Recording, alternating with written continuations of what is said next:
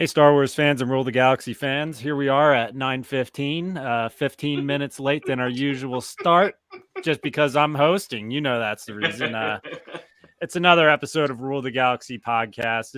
It's a big week because the Bad Batch is back. You know, we've got some new Star Wars content on TV, and per usual, I was scrambling to watch it before tonight's episode, but I'm happy to be here. And you know what? If there's anything I missed, I'm happy to hear it from these guys, and then I'll go watch it again because I've seen a lot of cool stuff already. So we'll go around the horn here. How you doing, Brent? What's going on with you?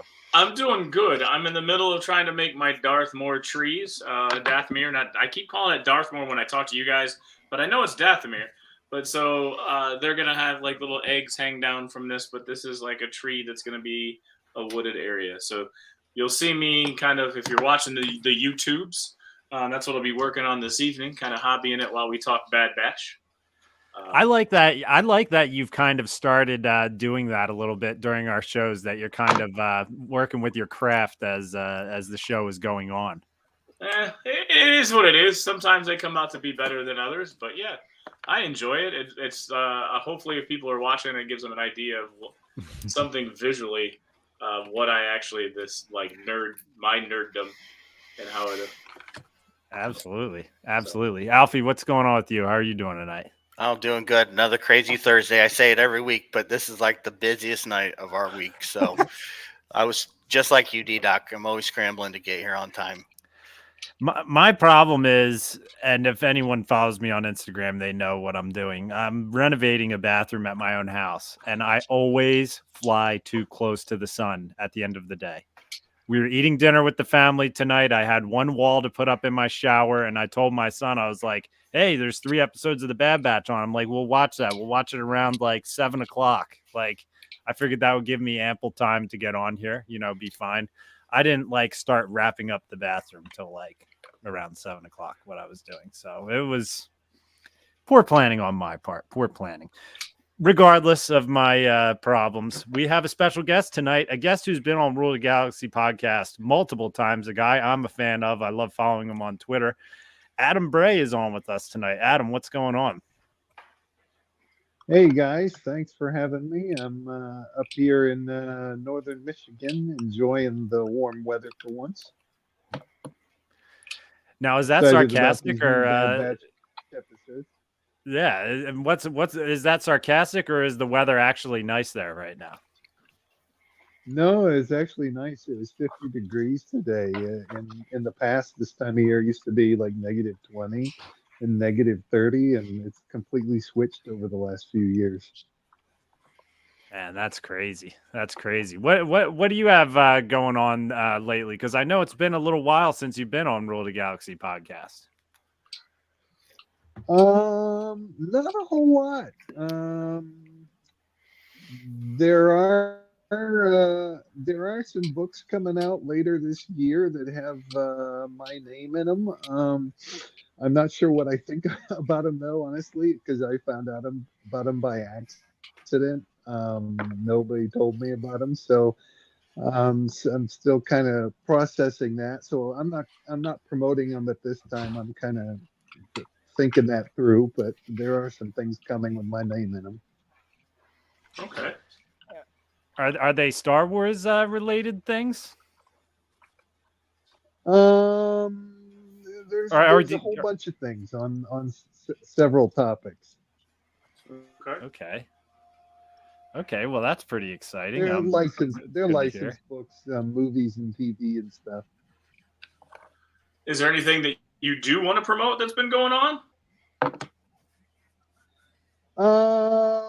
Not at this time. Okay. I'm sorry to be no worries. So vague. No, that's fine. What's going on in your fandom?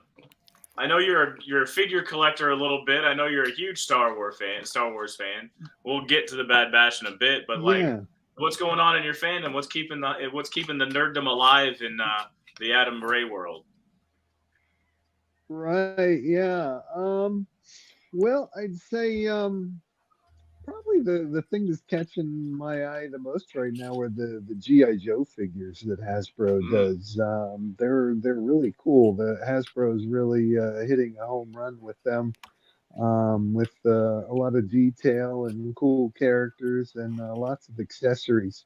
I think Is that the new six? one of Is the that the new promises 6-inch with line?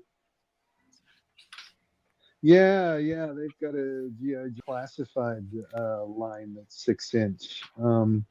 One of the promises of the Star Wars Black Series figures was, that they'd be kind of the deluxe figures with, lots of accessories and swappable heads and hands and things. But except for the first couple of waves, they never really came through with that.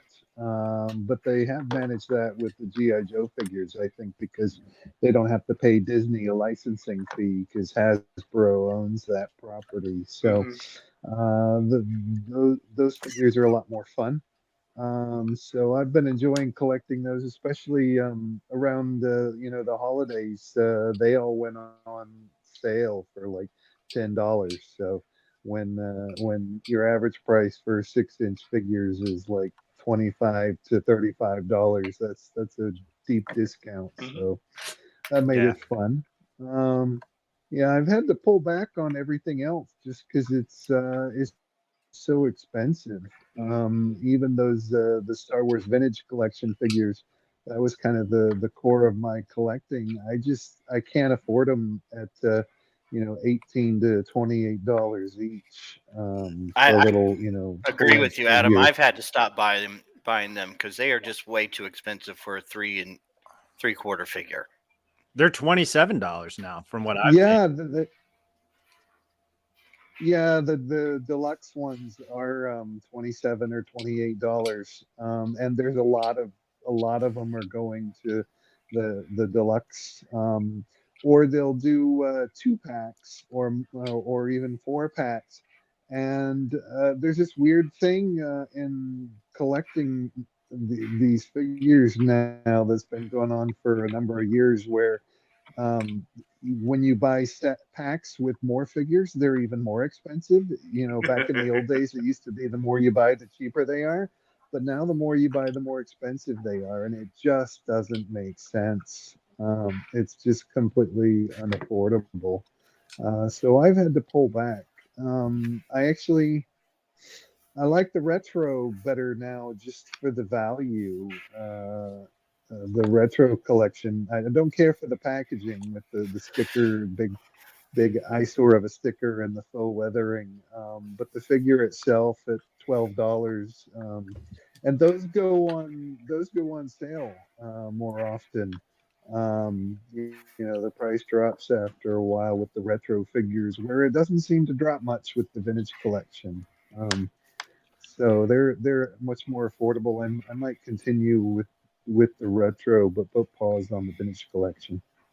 Yeah, I have a feeling we're going to see price drops on vintage collection for the first time in a while, because my Target has been loaded with they have Sabine and the Lost Cats. They have Luke and Grogu training. Like, you'd think that would be one that would fly Uh-huh. off the shelf as well, but it's $30. They essentially Right. count when you have vintage collection Grogu, he's like microscopic, and they're almost counting that as a full size figure, like in that price. Other than the fact that they have like a couple little tiny accessories that come with it, I mean, it's crazy. And plus, those are still in the box where you can't even see the figure as well. Which the vintage collections ones where you can't see the figure, they don't look that bad, I'll say. I don't think it worked for Black Series, Mhm. but my shelves have been stocked Yeah. at Target where they're usually empty. They're fully stocked and no one's buying. Yep, the Target and Walmart by me are pretty well stocked, and they're just too expensive. Do you think that's also a possibility that the supply chains finally got worked out and they're actually getting to the stores? No, because it's like I will pay attention to little details of how they're ordered, because sometimes, like, I'm telling you, I'll take a picture and I'll like look back on it and be like, this shelf literally has not changed for a week. Like, no one has bought anything. Like, this figure is still in the middle of this section. Like, there's stuff like, and which is kind of weird on my part, because I go there to look and don't buy anymore. Like, that's essentially what I do. Is it's like, I just enjoy going and browsing and looking at it, but I'm not forking up that amount of money. I just wait for the Ollie's deal now. Shout out to Ollie's. Same, Ollie's and Ross. Do you have an Ollie's near you, Yeah. Adam? We don't. The only discount stores we've had are Big Lots in my area, but they haven't had Star Wars figures in it's like 15 years. But we are getting a Five Below. I don't know if they get vintage collection figures, but I've heard they get Black Series, mostly the unwanted stuff. But I'm looking forward to them opening this summer. So you're going to get a Lando is what you're telling me. That's what I'm hearing. Yeah, Landos and Zuvios. That poor Lando's been hanging on the peg for too long. The Meyer in Greenwood He still has Empire Strikes Back Lando hanging on the peg. Yeah, he has, and it's a shame because the Black Series and the vintage collection figures, they're good figures, great character, but I think it's I think it's probably an instance of them overstocking them, probably putting too many in a box. And I think that's actually I'm going to guess it's a requirement of Disney.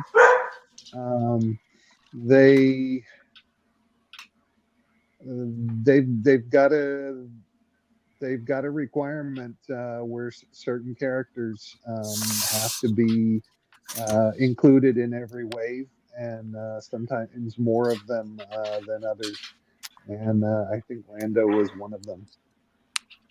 Yeah, I mean, this figure, I got this one for $6 or $7 of Return of the Jedi, like Jabba's Palace Lando, and I'll take that all day. It's a great figure. Yeah. I mean, the head on it is excellent. Like, I'll take that. But the thing is it's not even just like I'm at the point where I'll take any Black Series figure for around that price. Like, I just got Palpatine for $10. I just got Princess Leia for like $10. Like, I just keep going to these value stores now. I think I'm down to there's 2 figures left at Ollie's that I have not bought, and that's Holdo and Zori Bliss. And I just, even at $10, I can't pull the trigger on buying those yet. Dude, at my Target, they had the Jyn Erso Black Series in the peg. I'm like, what is this doing here still? Like, that's been in rotation at Ollie's for how long? Yeah, I got that one at Ollie's too. $7, I got it there. I'm a big Jyn Erso fan, but I'm not going to spend $25 on the figure. So, Brent, you started this actually. You started this this Toy Talk. He secretly loves it. Yeah. I don't know if I secretly love it. I do enjoy listening to people talk about it, but like a lot of it is like, okay, so it's different. It's changed. It's expensive.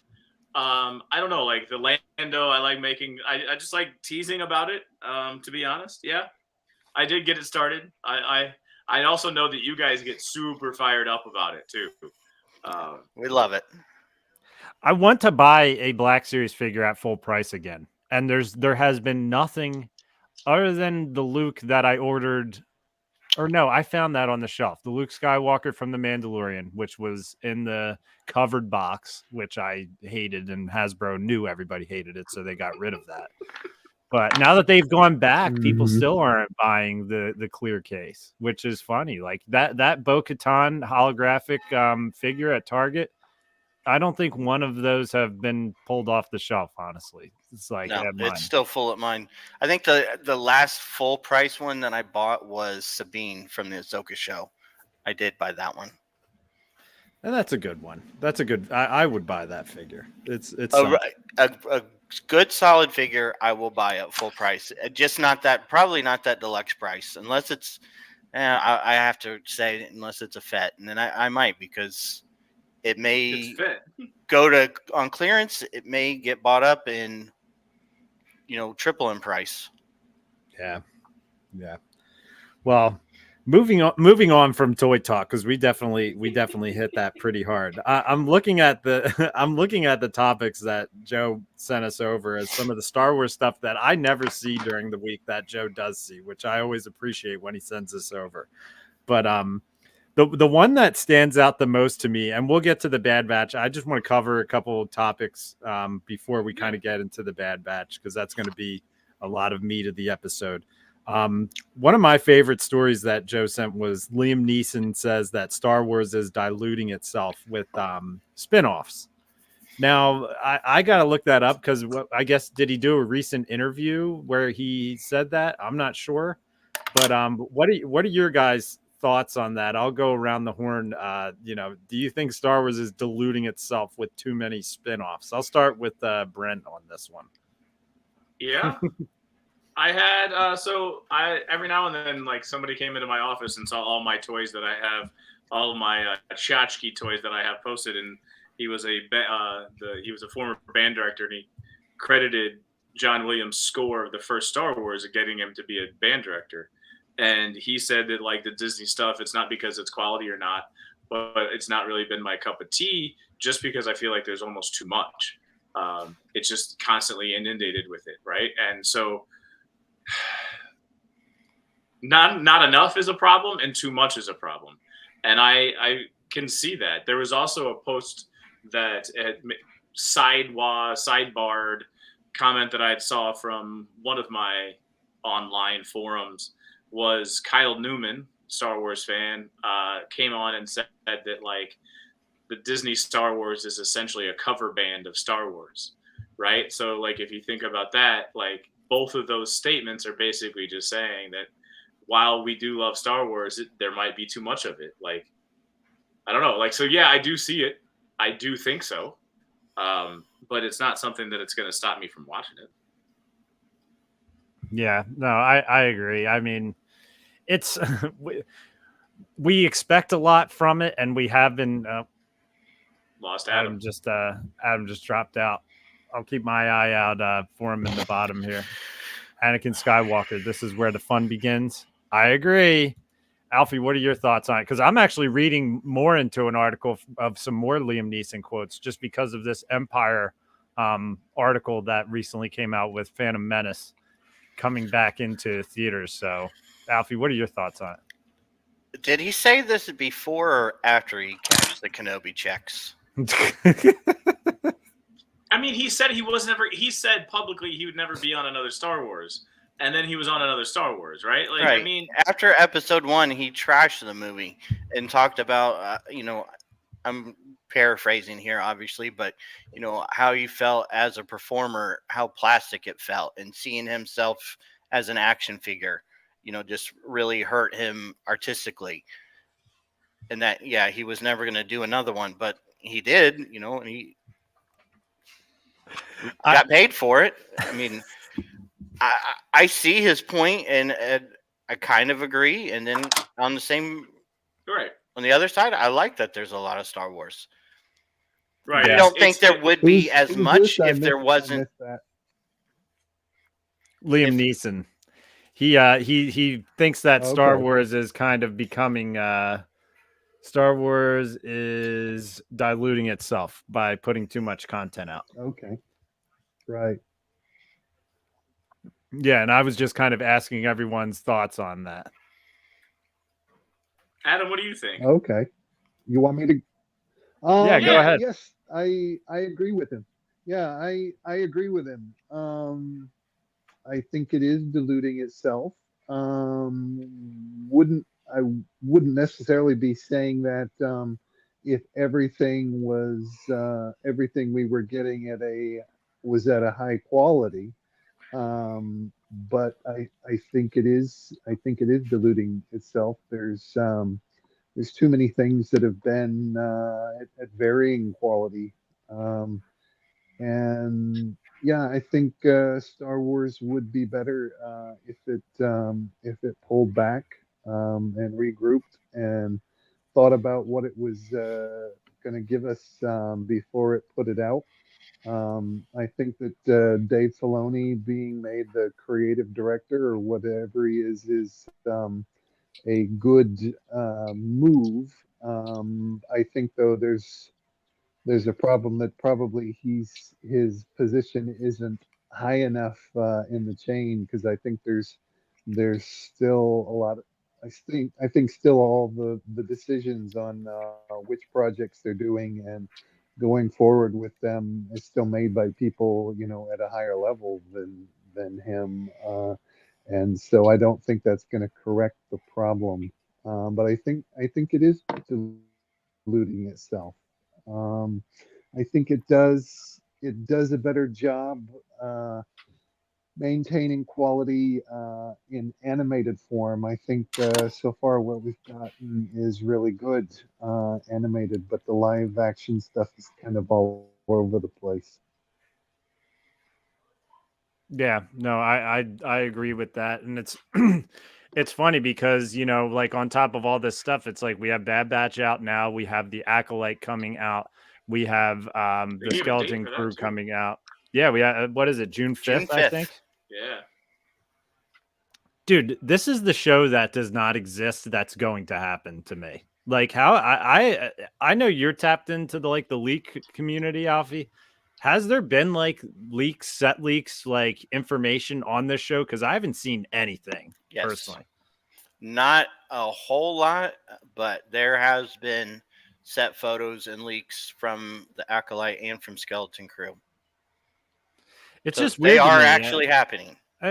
I just feel like with the Star Wars show, like I feel like that's one of those things where you get an early trailer for it, where it's like, hey, this show is going to be, even if it's coming out in June, like right now it's February, like I feel like we would be seeing a trailer for that on TV, like, or something. But I guess with these TV shows, I don't know. I guess they just start that. I guess they just start that run like a month or so in advance, where they start pumping it up. I guess, like, I don't know. I guess we'll get that Empire magazine, article where they give us the shots of the show and everything. What did they do for Bad Batch? I know it's animation, but what like we didn't get anything as far as I know, as far as press clippings. No, because I honestly just Yeah. think Disney knows that the Star Wars community that's fans of the animation are going to show up and watch this. So I think they just decide to not Right. put any budget in at all into it.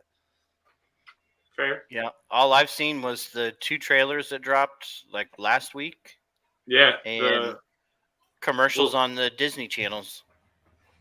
I didn't even. Well, so I don't watch Disney Channel, so I didn't see the commercials on and Disney Channel. So right.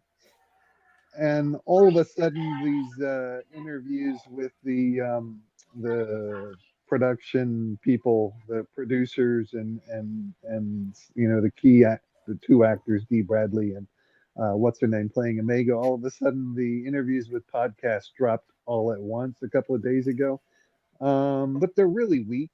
It's really like kind of TV dinner stuff. The interviews, they're not asking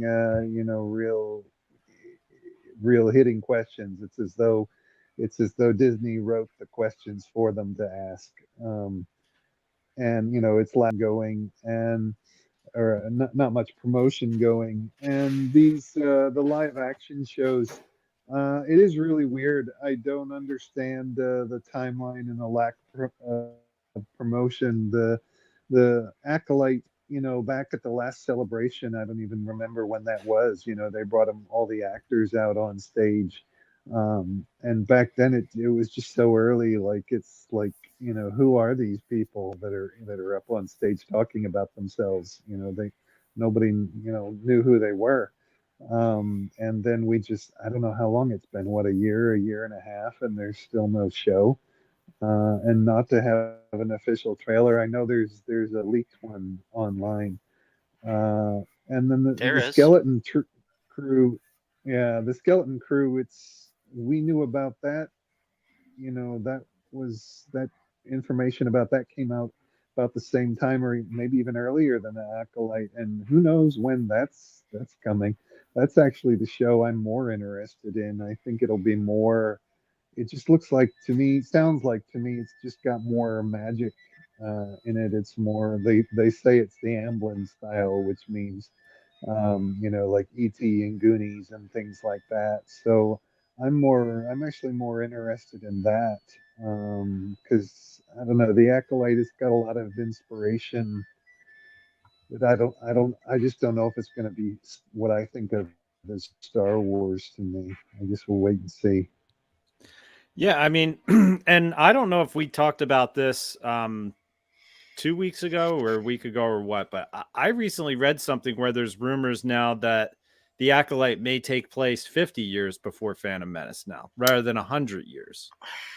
Like, what the Yeah, hell is going on with this timeline? Like, it's like It's there's a yeah, big how much difference there. time? And I think that's getting warped a little bit, and like how much time is going to pass in this show. Does it necessarily have to stay in like one? Mando seemed like each season was a set amount of time. Will there be enough? Who knows if it'll be more than one season? And there, it does surpass years in the story. So I'm not real. I keep hearing the same yeah. thing: 100 or I 50, and I man, think that's initial just initial setting up big expectations there because we all know who I we think want to show up. Absolutely. Go ahead, Adam. Yeah, I think initially Lucasfilm wanted to create this new era, to pair this with what publishing's been doing, and carve out this new niche with the Acolyte. And but I think Disney realized that if it's so separated from everything in Star Wars that fans know, who's this going to appeal to? I mean, you might as well, watch that Rebel Moon on Netflix or some other thing, because it's not going to be the Star Wars necessarily that people know. And so they felt like they had to tie it to the Phantom Menace. And that's not necessarily a bad idea. I think it will get more recognition, but and anticipation. But I think as far as this being High Republic movie anymore, I don't think you can accurately call this say that this is in the High Republic area, because 50 years is nothing. Um, as we old folks get older, we realize that. So I don't think you can classify this anymore as a High Republic era movie or show. Yeah, I mean, my worry is that they're going to come up with some nonsense story to replace the Plagueis story. That's my biggest worry about this, is that they're Yeah. going to like create their own version of Plagueis when Plagueis is a perfect story. And I just don't want to see that happen with this show. That's like, to me, that if they don't include Plagueis, if they try to make some different character instead of him to play that role with Palpatine, I don't know, but I don't put it past them to just kind of change the story, and I just don't want that to happen. So that's my worry. Alfie, have you heard anything like that? Are they going to mess with that storyline at all? Or Nothing. I mean, it's all rumors at this point. That's the big one, is that somehow, and that's the reason for this change in time, is that eventually in this series it'll tie into Plagueis and Palpatine. just make that a freaking movie. It's a great story. Just make it a movie. I've been like slamming my hand on the table saying to make a Plagueis movie. Like, it's the best to me. It's the best Star Wars novel I've read or listened to. I'll say I did it on audiobook, but to me, it's just an automatic home run. It is a softball home run to win the game. Basically, the pitcher is going to throw you an underhand pitch with the tie game, and you're going to hit it into the third deck. Like, it's easy, and they won't do it. I really don't get it. What I've Right, been and that wondering is, Palpatine he must have been more than 50 years old in the Phantom Menace, so he'd be around but a little kid, I guess. Do we know exactly how old the character is in the Phantom Menace? I don't know. Can look it up real quick. Yeah, that's what made me nervous when I. You're talking about Palpatine? Yes. How old do you think he is? In Yeah. the Phantom Menace? He's the one that in the Phantom Menace he takes over as the Chancellor. Yeah, but how old do you think he is in Phantom Menace? Probably 40s, 50s is what I'm like. That's what I assume. 50s. We're gonna see a baby. 52. Yeah, I'm thinking 52. Yeah, his official birth was 84 years before the Battle of Yavin. Are we gonna see a 2-year-old could Palpatine electrocuting a baby rattle in this show? I Go think ahead, we Adam. could get a cameo of him like in the last episode. Yeah.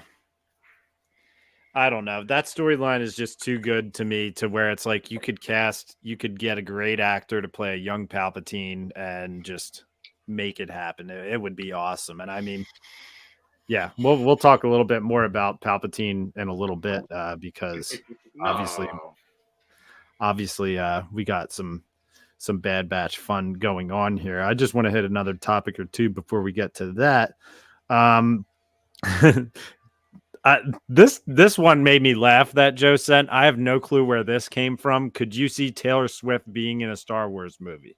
Where did that come from? I think it's just trying to capitalize. I think it's just the whole media frenzy of Taylor Swift and everyone thinking, let's capitalize on Taylor Swift. Yeah, because she's rumored to be in one of the Marvel movies coming out. I can't remember which one it is. But Grown. I don't know. I don't see why she couldn't. Right? I mean, is she an actress though? Was Ludacris an actress before he did the Fast and the Furious movies? That's true. I guess that's Taylor Swift's next step is to just was Ice Cube an actor before he did Boys in the Hood? That's true. I think any successful singer is potentially an actor or an actress, but I mean, they got to entertain. They got to put on a face. Yeah, exactly. Yeah, if they got to do all the videos and be up on stage, then they can act on some level. Madonna's maybe the worst example of that, but you know, but this used to be her playground. Yeah, with Taylor Swift though, I don't even know what the recent publicity is about. I just saw her so much on Twitter, her name coming up, that I finally had enough, and I just had to block the keywords because I'm so sick of her appearing in all my timelines. So I'm kind of, it's nothing against her. It's just way too much for her always to be the topic. So the idea of her capitalizing on that and putting her in things, which I'm sure some of these franchises, I don't doubt the Marvel thing at all, because they had that boy band guy in the end of the Eternals in one of those deleted scenes. So obviously Marvel's into that, and Harry they had Styles, the K-pop guy in the Marvels. Yeah. So Marvel's into that. Just please don't do it in Star Wars. Well, but I guess we've already had it in Star Wars with the two in the Mandalorian. I mean, NSYNC was supposed to be in Phantom Menace. And the reason why I think Marvel does the K-pop is because they're trying to appeal to the Asian market, so their worldwide box office can go from 100 million to 300 million. Wasn't NSYNC in episode 2? Was it 2? Sorry, I knew that they were supposed to be in one of them. They are in that movie. Oh, I thought they got cut. I thought it got cut. No, they throw the lightsabers to Obi-Wan and Anakin. What? They're in Geonosis. They're in that movie? I gotta look for them, man. Yeah. When they're on the not Ronto, I can't remember what the creature they're riding, and the two Jedi throw lightsabers to them. That's them. Yeah. I mean, hey, Madonna did do a good job in the movie Evita. That's one that I have in my arsenal. I'm a fan of Madonna's Evita with Antonio Banderas. For me, Argentina. My brother was in the Evita play, so I remember I listened to that soundtrack every night. They never left Taylor Swift is rumored to be in Deadpool 3 as the Dazzler. Which makes sense because like Blake Lively and Ryan Reynolds. Right. And if you look up the Dazzler, it's her. Why wouldn't you do it? Right.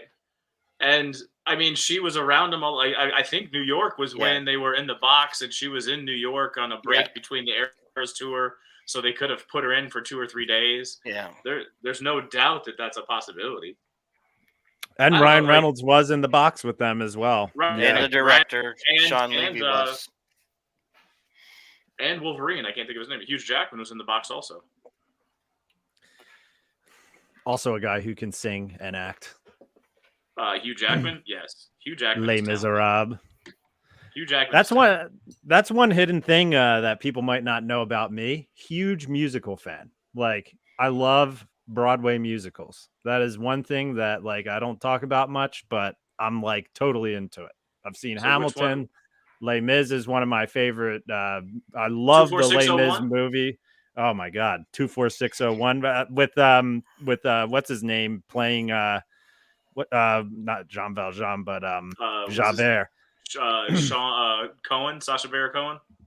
No, he was the guy who did the Master of the House song, and also Tim Burton's wife was his wife in that. And yeah, it's Anne Hathaway's in it. I Dreamed a Dream, incredible song. Yeah, don't get me started. I also seen Rent. I'm a big that is like too. my I got to see Rent with 2 of the original cast members in it. It was awesome. No musicals for me. Dude, I watched about 45 seconds of Evita and put it back in the case and returned it to the video store. Tay Diggs' sister graduated from my high school.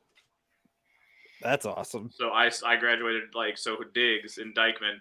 I basically sat next at and he was at like her graduation party, and this was right when How Still I Got a Groove Back. So he'd already been in Rent because he was the originator of like the Slumlord. So Benny, that was his name in Rent. Yeah, that's like that's another side of me that I'll be working on like a job site and listening to like Wicked, and people be like, "What the hell are you listening to right now?" I'm like, "Don't worry about it."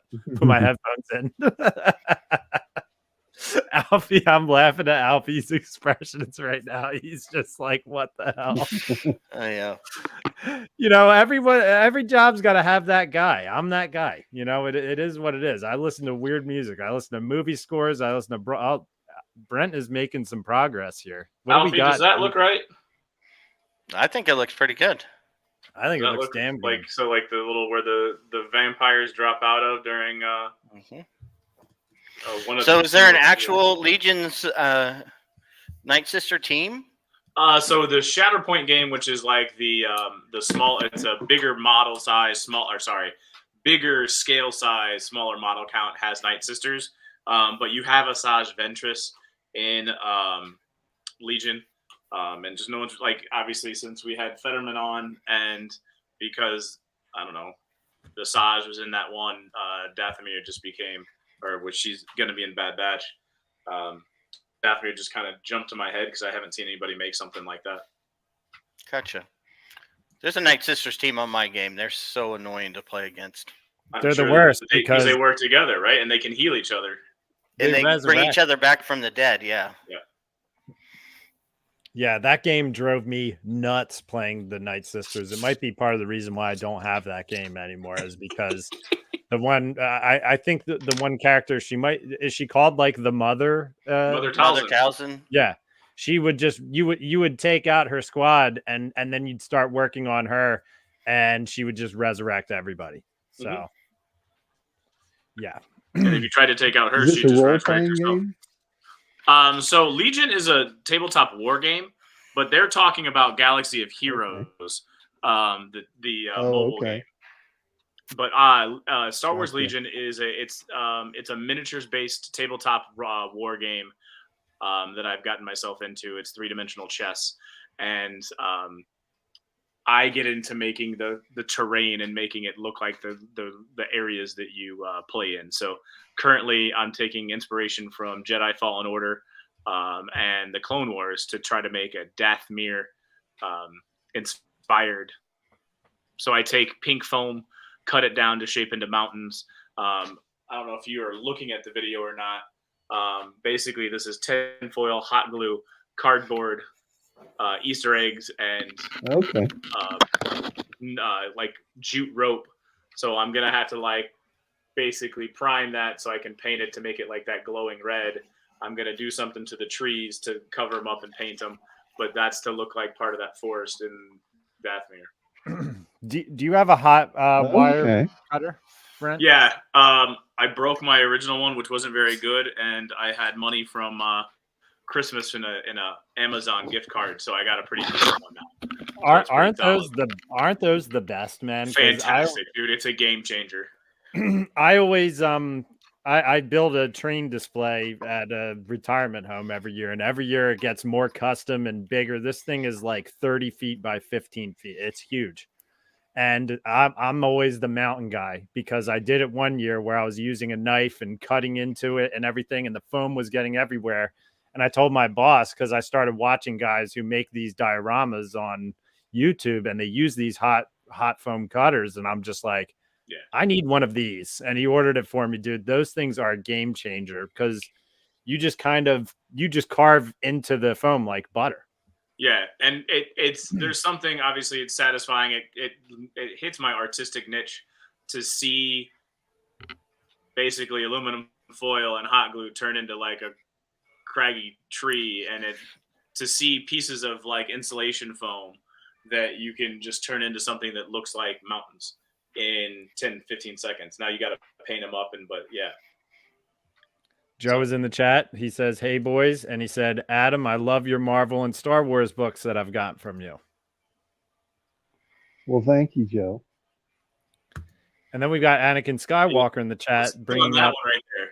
Star Wars sure Battlefront Classic Collection, Xbox Series X. You and Alfie, I'm sure, are going head over heels. I can't wait for that. Alfie, you have an Xbox, right? Yes. Oh, we're teaming up, dude. Yeah. We're partying up. But and this we're is on freaking Switch, going. though, right? I mean, this It's is on on all everything. platforms. Yeah, it's on everything. But like on Xbox, you can get Battlefront 1 and 2. It just there's no online play, and this is Yeah. bringing back the 64-player online. Exactly. I have the original Battlefronts downloaded on it too, but to The be able only to thing party up and play online is going to be crazy. And they're adding some new characters in it. Asajj Ventress is going to be in it. Mhm. They're adding characters. New characters, new maps. Sure, but they're not upping the quality of the graphics, though, and that's, I guess, probably my biggest hurdle, at least from the gameplay previews that I watched when you guys sent this out. And thank you, Anakin, for bringing this up. But the gameplay previews that I saw made it look like it was still sitting in the 1990s graphics world and not necessarily in the 2024 graphics world. Yeah, I don't know. We'll have to wait and see, because when they re-released Halo, you can switch modes. You can make it look old, or you can do a touched up version, a modern version. I could be wrong about that, but I'm pretty sure. Here's what I think it's going to be is they recently re-released GoldenEye, N64 GoldenEye for Xbox and everything. And it's the same game. It's still 64-bit, but it's like extremely smooth and it's just better gameplay. Like the buttons are more responsive and everything. I think that's what's going to happen with this is because like in order to put a PlayStation 2 in and even for Battlefront's game that was brought back onto Xbox, it doesn't show up on a modern flat screen TV as full screen still, if I'm not mistaken. And it looks warped a little bit if you do go to full screen. So what I think this is going to be is I think they're going to make it able to project onto modern TVs. I think they're going to improve the gameplay, even though it's going to look like the old gameplay, which I want it to be like the old gameplay. I don't want it to be like the new one because we have a new Battlefront and a new Battlefront 2, which those are still good games. Like I like both of those, but yeah, I'm pretty pumped on those coming out. So. Adam, are you a video game player? I enjoy it, but I've only got a PS4. Don't Okay. have the new PS5, so I'm locked out of these new games. I don't know. Is So this one I'm coming out to just like playing. it says all consoles? Is it going to come to the PS4? Like play it 4 for and 5. 4. Yep. Okay. And I knew it was Switch. I knew that there was I a because like I the like old Battlefront. yeah. So it's Yes. like the 90. I see the only Battlefront one I know, and everyone like it's such a crap game. It's actually a damn good game if you ask me. But the EA Battlefront's the only one that I know, just because I've been out of the video game world for so long. I know that there are issues with it, and hardcore gamers don't like it, and it's pay to win, and But I really enjoyed the game. Both 1 and 2 were real problematic when they came out, but after many updates, they became great games. Yes, they fixed any complaint that the community had about those games were fixed, especially with 2. 2 was the one where it was pay to play. I'm pretty sure for like a couple days. Yeah, They made that change real quick really because like fast. people had the pitchforks out when it came out. Because I think you had to pay for like every character Like the to loot unlock. blocks, right? You had to Yeah. buy loot boxes and Mhm. stuff like that. Yeah, the pitchforks worked on in that situation. So yeah, I played a lot of Battlefront 2. I actually don't have it downloaded right now just because there's only one beef I have with Battlefront 2, and it's in Battlefront 1 modern version, you could do these rounds where it was 15 rounds of waves of characters coming at you. And me and my brother wanted to 3-star every single one of them. Yeah, and that was the only mode you could play 2-player. Yeah. And how much fun was it to play those? Like me Yes. and him would play it for hours. And I was like, I can't wait to see what maps they do with they do that with on this second one, and they just didn't do it. They had like some weird kind of version of it, but it was not the same. So yeah, as we're into all this chit chat, I guess it's time to talk about the Bad Batch, fellas. We've been going for 47 minutes now. I expected to hit these topics quickly, and here we are, 47 minutes in. So let's get into the Bad Batch. And honestly, I just want to start with like overall first impressions from you guys, like how you felt about it, and then we'll go into details. Brent, I'll start with you. Why would you start? I want to go to Adam. Adam, what did you think? Adam, I know, Adam, what did you think? Yeah, Adam, what did you think? Yeah, overall I liked it. I think the best episodes were the first and the third. Um, I liked the writing and the storytelling. I think the music was really great. I think Kevin Kiner, I guess he works with his children now. I think it's 3 of them, and you can tell there's 3 minds behind the music, because it's really thoughtful in the development of themes and the symbolism and stuff in the music. So I really dig that. Um, I I thought, like I said, the first and third episodes were really good. But I asked myself, if I were kind of new to Star Wars, if I had a friend watching this with me that didn't know much about the Bad Batch, what would they think? And while I thought it was interesting, I felt like it was kind of missing the fun factor. It's great for those of us that have watched the last 2 episodes and just the continuation of the story, but there wasn't a lot of fun in it. And, and the second episode, it was great. It was interesting to see the young clones. It was great to hear Daniel Logan's voice, the original Boba Fett from Attack of the Clones. But I felt like that episode was a little bit lazy. It just kind of followed kind of a cookie cutter story. Not, what needed to happen happened, but wasn't that interesting to me. And I thought the whole scary vine thing was a bit lazy. There are so many other other experiments in like the EU that the Empire worked on that they could have pulled something like that in and been a little more interesting. It's just monster jungle vines is just that's just it's kind of phoning it in. That's the easiest as far as CGI and effects. To do. That's just I wanted more than that. And I was disappointed too that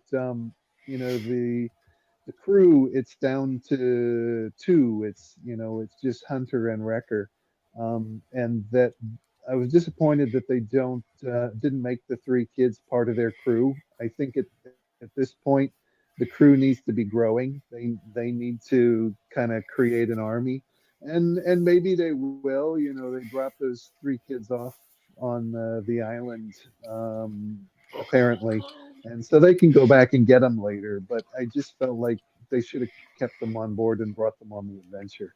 But other than that, I liked it. I can see why they had 3 episodes. I don't think you could release just the first episode or even the first and the second episode to draw people in. I think they definitely had to drop all 3. So I understand why they did that. Absolutely. Yeah. I mean, again, I've watched the first episode fully through, second episode bits and pieces, and then third episode. So I do kind of understand what's going on now, because I have been kind of watching as the show's been going on here too, hosting and watching at the same time. Alfie, did you enjoy this start to the season?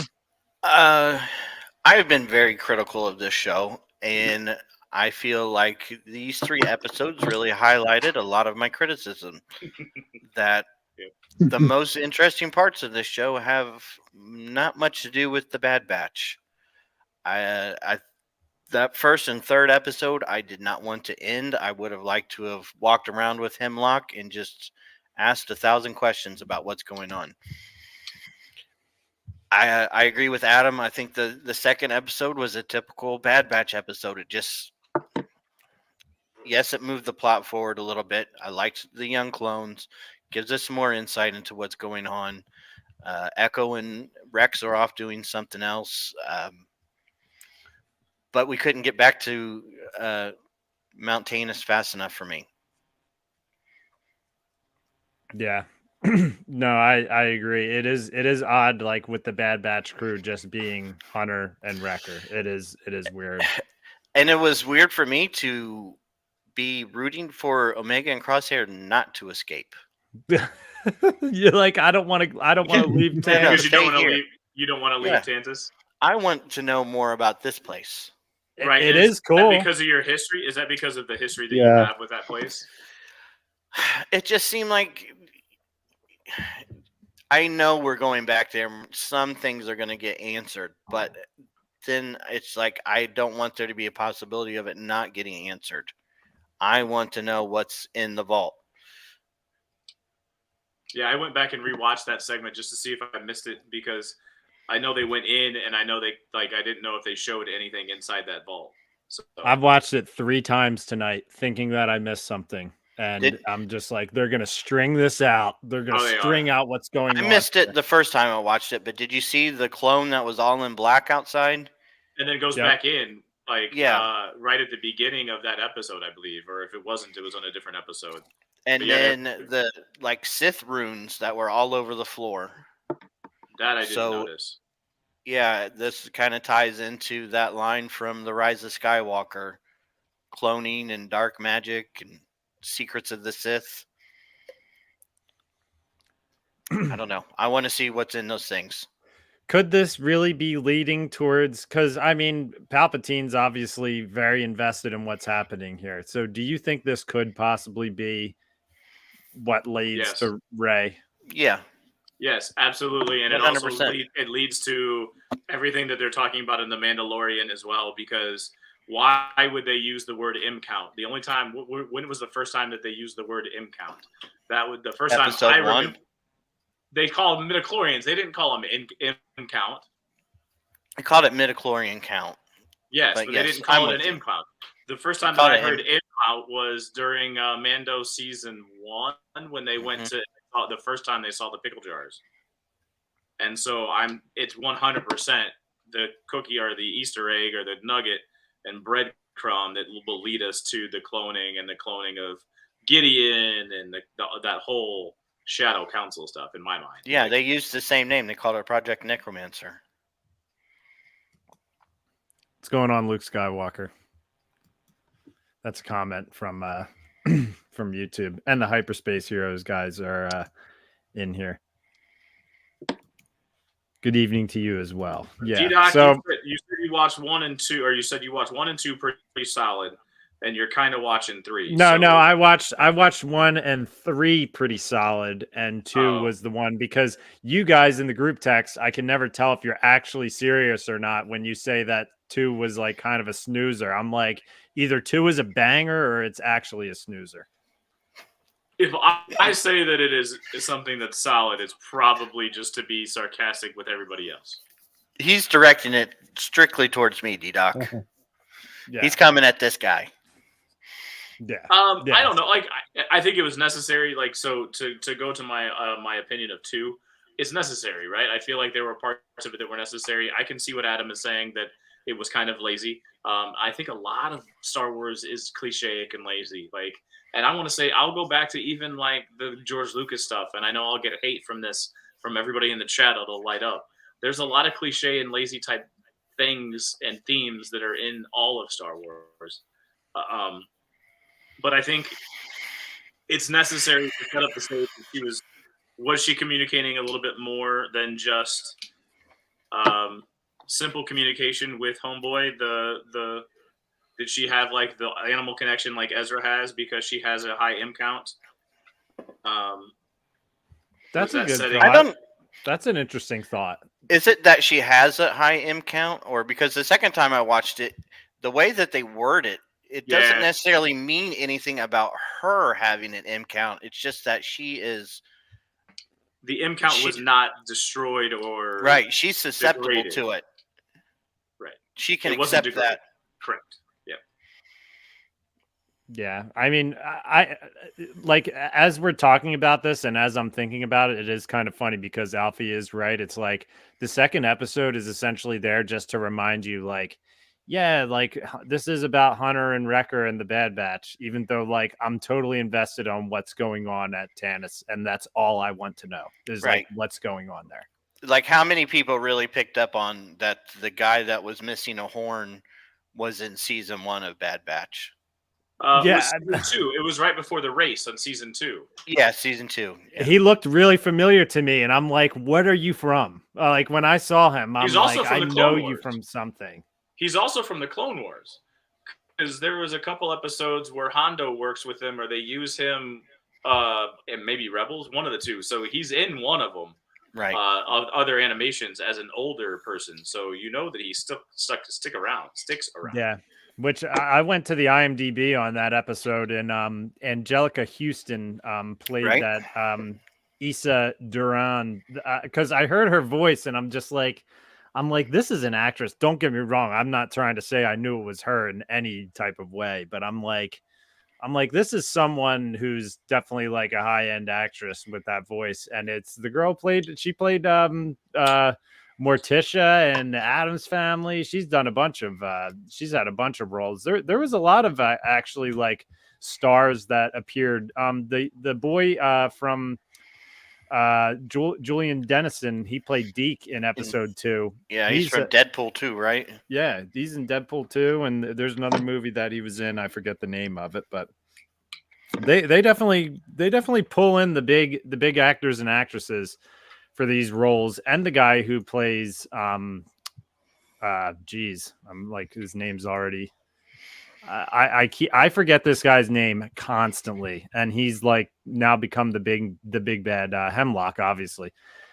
That's played by Jimmy Simpson, who he's done a bunch of like kind of roles in that way, but he's also in Always Sunny in Philadelphia, so that's where he holds a place in my heart. I mean, he's one of the McPoyles. He is a punchable character. Yeah. Yeah, he's a dick. That's the only way I could describe him. He really is. He's a dick. It's his voice though. Like it's perfect for the character, but I want to choke him out every time he starts talking. Right. So he's doing a good job. I'm saying it's perfect for the character. Like don't take my statement as saying that it's not. But he's a dude with a punchable face, and I want to choke him just because of the cadence and the arrogance that comes from him. And I'm upset with Emery or whatever her name is. Mm-hmm. She's just going to continue to do her job, and Yeah, maybe they're setting it up for her to be redeemed at one point, but I think she's just going to keep doing her job. Yeah. Did you notice that her glasses have the same pattern as Omega's window? She's in her own prison. Okay. What That's interesting. What leafy green are you on, and can I have some? Because I just noticed it when she was standing in her room. They clearly show her glasses have the same pattern as that, like, kind of metal window that Omega's looking out of. And I clearly agree that she is in her own prison. So there's one of them. That's really deep. Yeah, this Hemlock guy, I kind of noticed it these episodes. Does he kind of look Snooki to you? He kind of does. You're thinking that because he's going to get all arrogant and think that he can make own copies of himself. So they're going to do you think he's trying to make do you think the tests that are in that room are him mixed with all of these other clone troopers to try to keep the midichlorian count up? I don't know. They showed his face a couple times in a way, and I just looked at him, thought, man, he kind of looks like Snoke a little bit. What if he, is the basis for the clones? Somebody has to be, right? Right. Well, not for the clones, for the Snoke clones, not the clones of the Emperor. Yeah, I mean, Adam, do you have any theories on what this Hemlock operation is?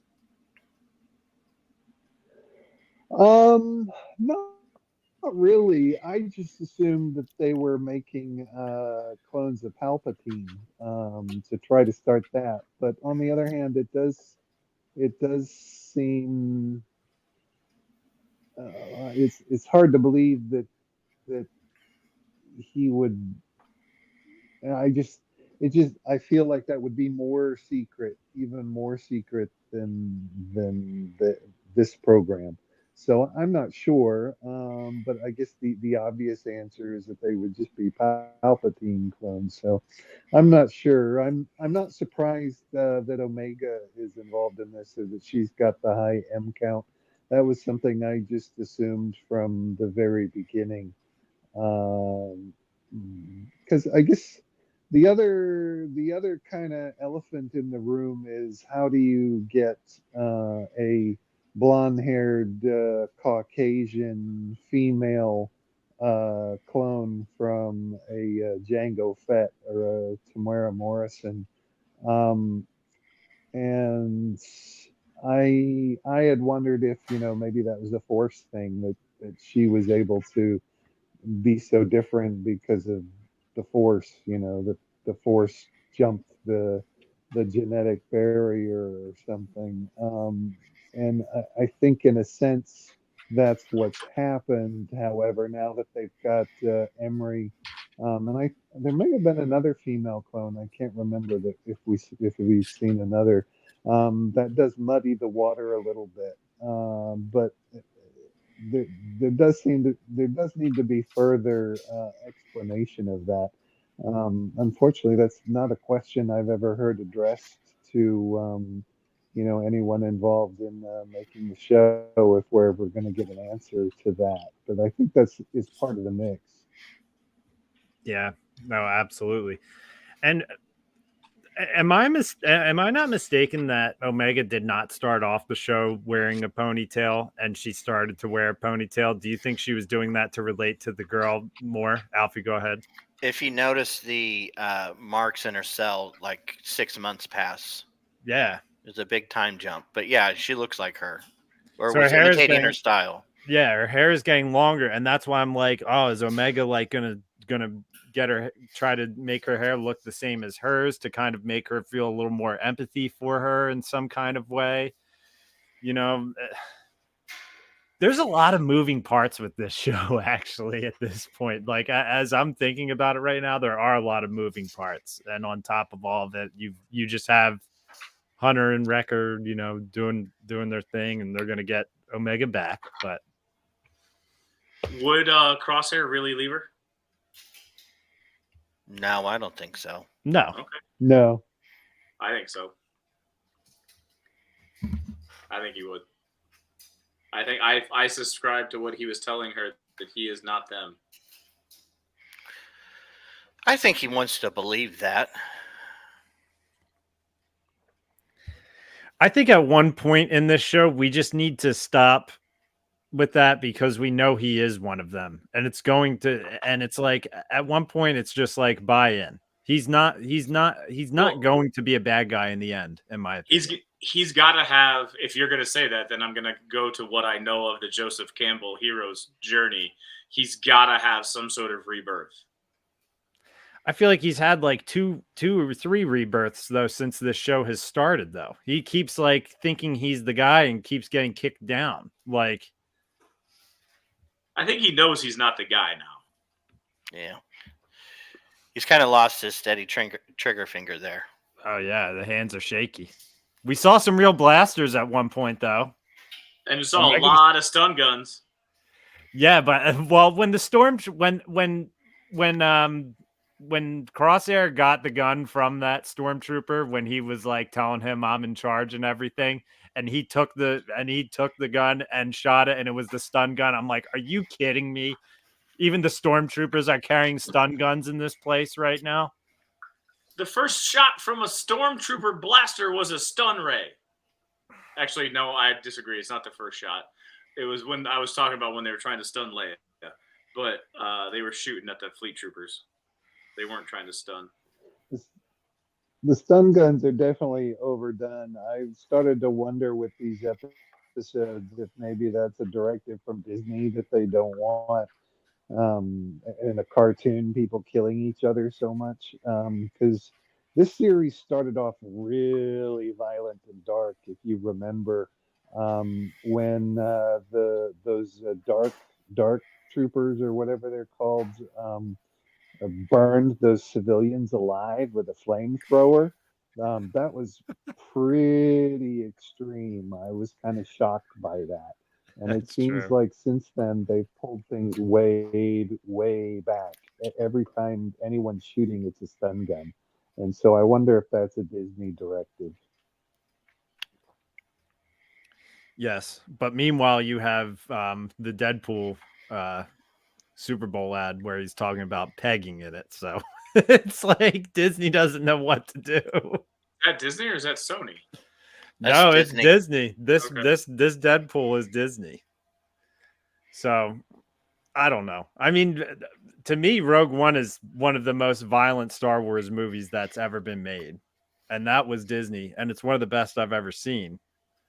But it's because it's Star Wars. You really felt the wars part in Rogue One, in my opinion. So, I mean, Well- this is animated though, so I understand the stun guns, but like, I don't know. I think they've held on to the we're not going to kill our brothers a little too long. Well, I think at this point you probably switch off the stun guns. so can we talk about another thing that like you video game people probably love and adore, but yet confuses the hell out of me? Are they Republic Commandos or not? Like, what are they? Well, they were Republic Commandos, but there's no Republic anymore. Are they clones Yes. or are they conscripts? No, they're still clones. And there's a ton of them. Right. And we went through Clone Wars, Rebels, and didn't see a damn one of them. And now you see them crawling on Tantus. Well, Rebels is after this, I know that. and Clone Wars was before, and there were some Republic Commandos. But In Clone Wars? yes, Oh. Okay, I'll take your word for it. I'm not I a huge think- Clone Wars person, so I think they're like the I think Death they're Troopers that were making the with. most of it because this is a new show and it's a limited show. It's only 3 seasons, and so this is really their only time to use it. So I think they're just making the most of it. Yeah, and they're in a pretty high security place where you would have your Yeah. best troopers. But No, I get the fact that they're the specialist troopers, and this is the most secret, and this is the one that you want to try to. I get that. I just feel like I don't know. There's people that love that game, and I feel like again, this is like that fan service or whatever. But I don't know. I can you even call them clone troopers? Can you even call them Republic Commandos? Yeah, I mean, could you give me what the difference is between them? Like, is there a reason why their visor is shining? And like, is there are they just the top tier of all of the clones? Is that just what it is? They're the best out of all of them. I'm not 100% sure about canon anymore, but I think in Legends they were basically like the Bad Batch. They were enhanced. So there wasn't a whole lot of them, and they operated in little squads. But I honestly, I'm just not really sure what they are anymore. Adam, do you know like more details about them? Yeah, I think Alfie took the words out of my mouth. I was going to say they were kind of like the original Bad Batch. They were kind of like what the Bad Batch ended up being. Was It's supposed just to be. they were just more elite. They were better than the average clone, and they were really really individual characters. So in the game, as with the action figures that have come out for the game characters, each one, their armor is a little bit different. It's a little bit customized. They've got their own colors and stuff, rather than all looking all painted as a unit. Right.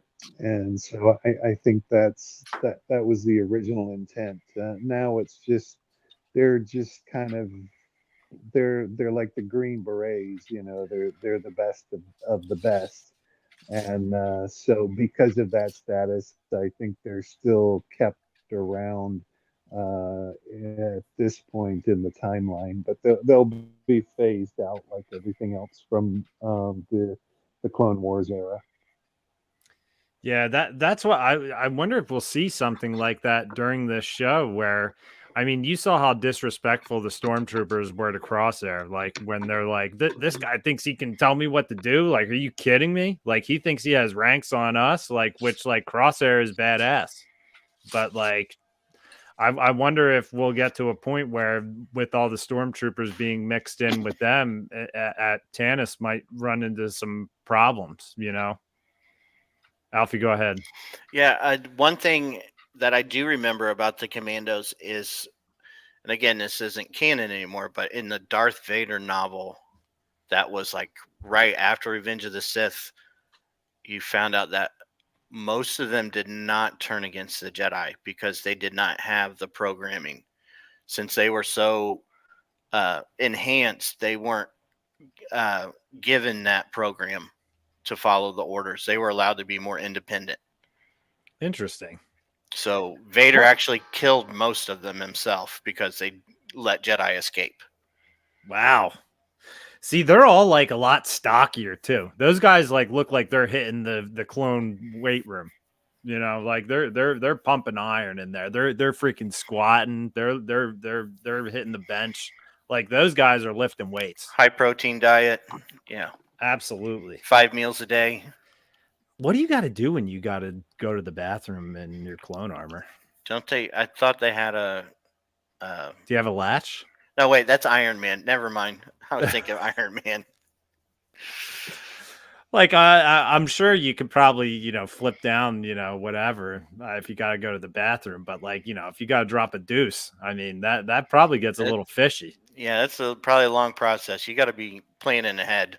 So you got to keep your wipe hand strong. Yeah. You got to practice taking that armor off those over and over again. Those troopers don't got to worry about their wipe hand being strong. They got a strong wipe. They're one wipe and done. Those troopers. They They're can use either hand. They might even have clean sweeps for all I know. They might Clean just have sweeps. they just might have the perfect method down, man. They might not even have to wipe. Man, that's where we went there. Thanks, Alfie. It took a turn. You know, we go into wipes every so often ever since the left-handed wipe. You know. So the next question, I guess, and this is where I kind of want to see where you guys come from. How does Ventress show up? Because we know Ventress shows up. We talked to Nika. She said that this is just the appetizer, but we know that she's going to show up. How do you think she shows up? Do you think Hunter and Wrecker are just going to run into her, like doing whatever they're doing out there? Or do you think Omega's going to crash land on some random planet? Or the only reason why the Omega connection is like sitting with me is because of the hair, right? Because Ventress actually has hair in the preview, and it's starting to look like the hair that we saw for the 4 seconds that she was on screen looks very similar to the hair that Homegirl has, Omega has. I'm going to hold out hope that it has something to do with the path and getting Omega to safety. So the Obi-Wan path and the Quinlan Voss sign that popped up. Okay. I don't know, though, because this is where I have problems believing that there'll be any type of happy ending to this show, because why would Hemlock or the Emperor ever stop hunting her if her blood is that viable to the project? Does the Emperor know it? Because right now it's just Hemlock that knows it. He seems to want the promotion. You would think he would be flaunting that. I think he also knows that if he doesn't come through with it, he's dead. What I'll say is this show can't end with the Bad Batch being dead and Omega being a blood prisoner. Like that's not how this show can but I think that's the only logical end to it. I mean, if you think about it, like for what they're up against and for the fact that Palpatine's going to last another 6 movies, right? Like, it kind of makes sense, but it would be like devastating. You have thoughts on that, Adam? I'm sure he's got thoughts on it. Yeah, I know what you mean. I don't know what's going to happen. I don't. There's not really enough. There aren't enough threads hanging loose, I think, to see what's going to happen with her. Or the prior question, how they come across Ventress, how she ties in. I don't see any morsels to grab onto there yet to give hints about that. So, yeah, I think it's all just a guess now. Yeah. I really think that I've said it before, I think the best ending to this show would be the death of the Bad Batch, one by one, very sad, in Omega and Nala Se basically creating Rey through long-term genetics, long-term plan. The more that this project is done, the more this recessive gene comes to the front, and eventually it leads to Palpatine's son and Rey. And Omega lives on in Rey. Yeah. Definitely is interesting. Like I don't think that's a bad thing. I don't think that's bad, but I don't know. I don't know. To me, the show definitely does miss Tech, without a doubt. Like not having Tech in the show does suck. Yeah, seeing his goggles on the shuttle, that was a little rough. And then so I was thinking the doll was a connection to Tech as well. Am I right? I thought that was Wreckers. Oh, is it? Okay. Yeah. Yes, but I mean, Omega did build a big connection with Tech as in season 2, so yeah, the freaking clone troopers couldn't even let her have a straw doll. Like, give me a break. Right, because they're trying to take away her individuality, right? So the individuality gives you strength. To be able to take her and make her routine and make her same, you got to take everything and keep her that prisoner, keep her in that mundane lifestyle, take away any hope that she has. It's a way to control. So Yeah. yes, That's why I thought the first episode was very good. Was just like seeing her daily activities and like how they kind of reverted to the same morning routine like 3 or 4 times in that episode, where it's like, all right, you wake up, you grab your lunch pail, you go in, you feed whatever those animals are. What's the name of them? Do you know, or are they something in Star Wars that I should know the name of, or I'd never heard it before. no, and then he gave a specific name to the one, right? Batcher. Batcher? Yeah, Batcher escaped. Here's That's a why it's thought. like, go ahead, Adam. Here's a thought on Omega.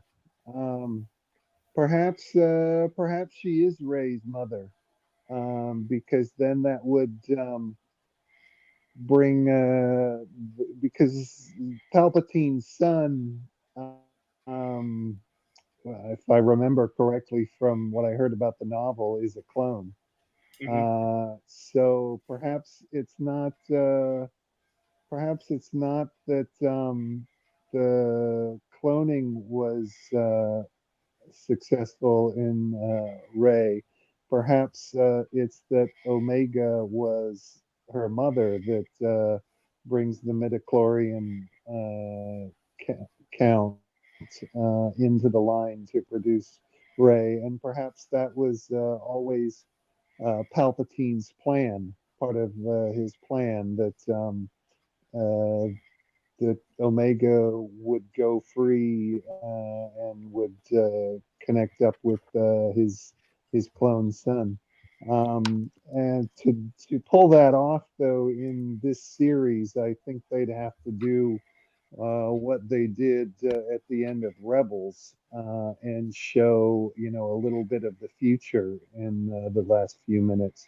Because otherwise, if they stay in the current timeline of the show, they're not going to be able to inject enough details to show how that plan would work out. But they jump to a future scene like they did the last episode of Rebels. I think they could pull that off. Because I think Ray's mother, I think she's blonde, isn't she? I'm I trying don't to remember. remember. I could mean, go they were on back. screen for like 30 seconds, right? Like it was during Rise of Skywalker that Yeah, they it's did that real quick. flashback scene. I mean, it's a real quick scene. So yeah, I have no idea, to be honest. I'd have to go back and watch it.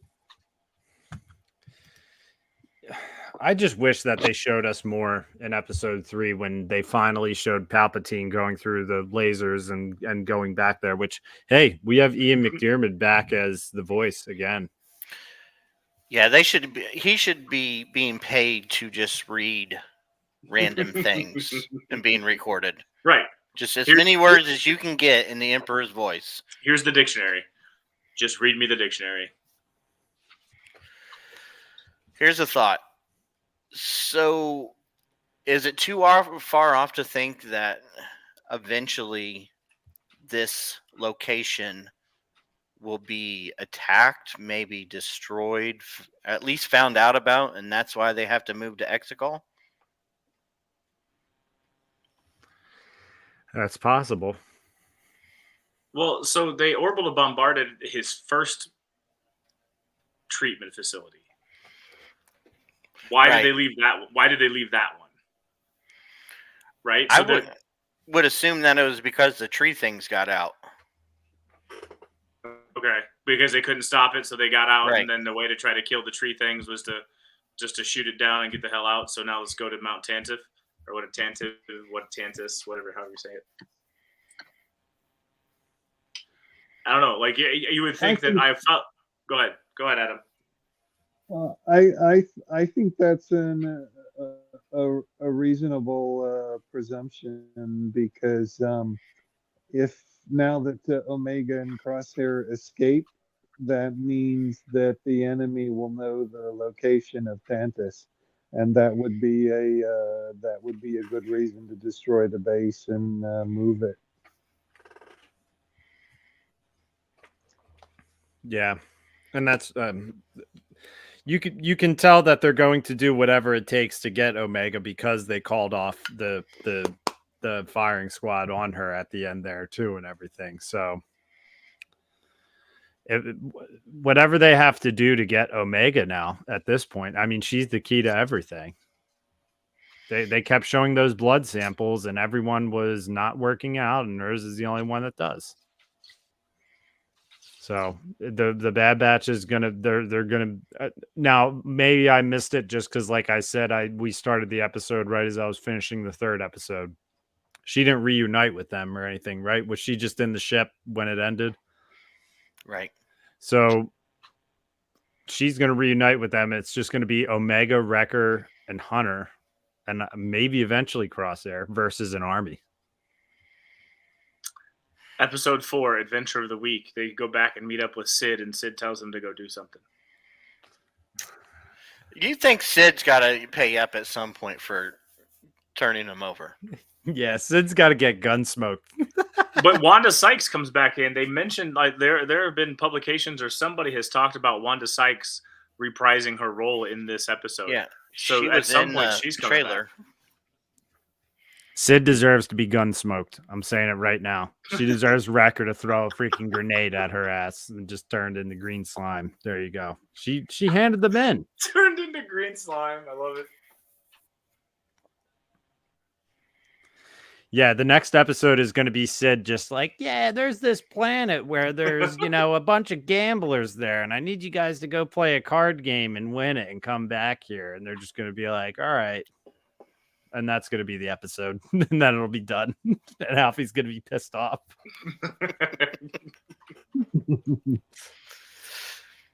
All right, boys. I'm going to have to make a run for it, but I just wanted to, those of you that this is kind of what I hobbied together, finished them up. I put together a couple pods under this one. I think 3 would make this one look too busy. But yeah, so these are the Necromancer, I guess is what they're called, but like the Night Sisters dropping out. So that's one of them. And then I made another pod with just the trees, and it's obviously going to have one hang from there. But yeah. Well, we'll take that as your final thought then, Brent, because that is my final thought. Because I was ready to wrap it up here. We're at about an hour and 30 in here, so I'm gonna have to take off, and I do look forward. I enjoy it. I enjoy the conversation. I honestly had no problem with any of them. Like I don't like. I hate this idea that there's filler because I believe that there is a purpose for everything. I do think you had to see her interact. It's just like the Martez sisters. You had to see Ahsoka interact with the Martez sisters to see how she fully grows from you had her to anger. Bring up the Martez sisters. Absolutely, because everyone hates the Martez sisters arc, but I feel like it has a place, and it does show character growth in Ahsoka. And Ahsoka, you have to show that Ahsoka went through that. So I feel like you have to show that animal and how they treated that animal was like a springboard, and it also leads you to say maybe she does have a connection like Ezra with animals in that way. So we'll see. But maybe she's just nice. She might be just nice. All right. Adam, thanks for talking. Thanks for chatting. I'm out of here. Sorry, guys. I got to get out. All right. Yeah. Have a good night. Alfie, what do you got for final thoughts on everything going on as we're wrapping up here, and then we'll finish up with Adam. It's the same complaints I've had about this show. I have no problem with this show, really. It's enjoyable. I just think it could have been so much more, and I find it such a disappointment to be, bored with a Bad Batch episode. I wanted to really like this squad, and because it was such a killer concept. But they've never, in very limited amounts, have they ever really been the Bad Batch to me. And to be so entertained by the first and third episode, just I think speaks to my point.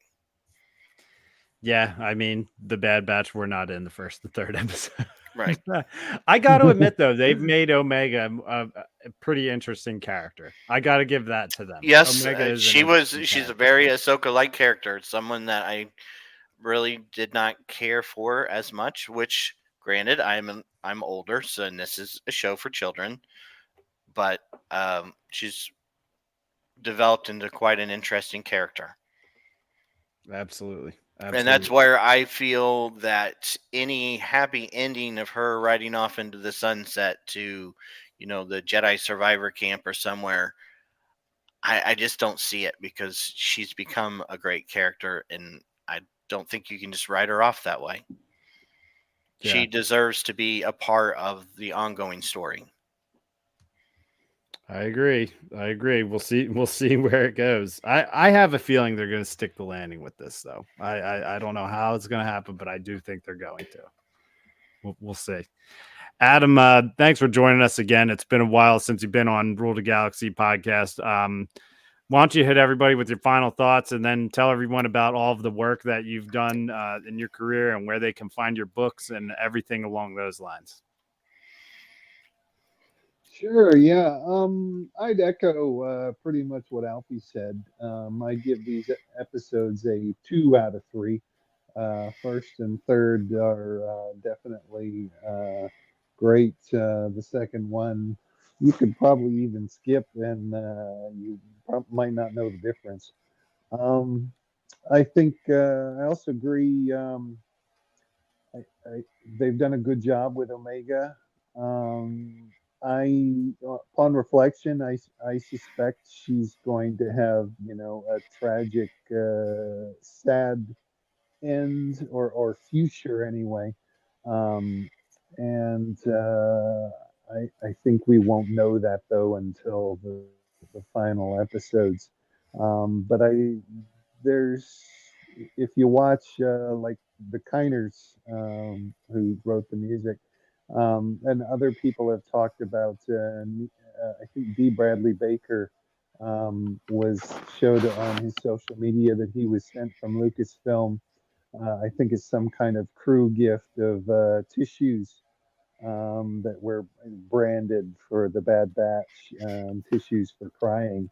So there's obviously this season's going to be tragic and emotional. So I think we can expect that for Omega's story. I think hopefully they'll make it really count as something, something epic and, operatic. So yeah, I'll, I think they'll do a good job with the season wrapping things up. As far as though the specific storyline between now and then, I don't really know where they're going to go in the middle of the season. So we'll just wait and see. As for me, I've written a lot of Star Wars and Marvel books. People can order them directly from me. That's the best way to support me. If you buy books in stores or online, to be honest, I really don't get much benefit from that. But if you buy signed copies directly from me, that's a great way to help. If you'd like to see more books from me, be sure to let Lucasfilm and DK know. It's this the support of fans is really important. So people can find me on Twitter, Instagram, and Facebook. I'm most active on Twitter. For all 3 accounts, it's at author Adam Bray. So thanks. Absolutely, Adam. And I wish I had touched on even more of that too when we first started. I was like scrambling when we started this episode, so I apologize that I didn't like get your name and everything. I mean, obviously we talked in the beginning.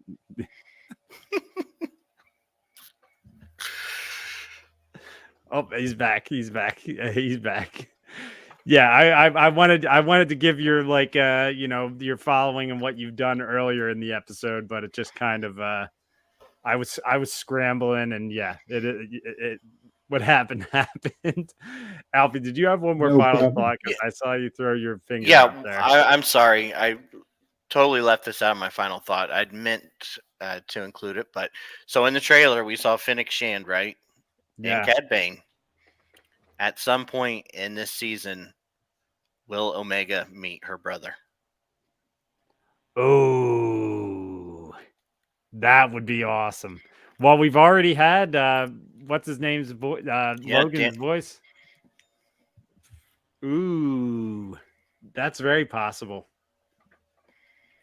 That's gonna Yeah, happen. I'd say probably. That's gonna happen. Book it. We're seeing Boba Fett in this show. It's happening, dude. Well, I hope they do it justice then. Alfie's got the Boba Fett shirt on. I see. Oh, that's here right. now, Yeah, I got too. my podcast shirt on. Podcast shirt, official podcast hat. Every Love week. it. Love it. Love it. Yeah, I mean, my personal thoughts as we're wrapping up here. I'm a fan of the Bad Batch. I really hope they stick the landing with this show because I think it's good. And I'm not looking forward to a tragic end because it's been documented on here that Tech dying definitely made me shed a tear because I thought they did a really good job with him sacrificing himself. So we'll see how this goes. Obviously, there's going to be some filler episodes. It's going to happen, but I don't know how much filler you can afford to have with this storyline. I think every episode might be pretty good. So we'll see now as we get to this week to week basis. It's a lot to take in reviewing 3 episodes of the show. In my opinion, there's probably stuff that I didn't hit on, but you know, we move on. We move on to the week to week basis, and we'll see how it happens. Because I know there's a couple more weeks coming up where there's going to be more than one released. I think I saw that on the schedule that there's going to be a time or two where there's like maybe 2 episodes released at a time, or something along those lines. So I'm sure we'll see some familiar faces along the way, and we'll ride this together here on Rule the Galaxy podcast. We'll keep you updated on it. We appreciate everyone listening. From me, from Alfie, from Brent, from Adam Bray. May the Force be with you.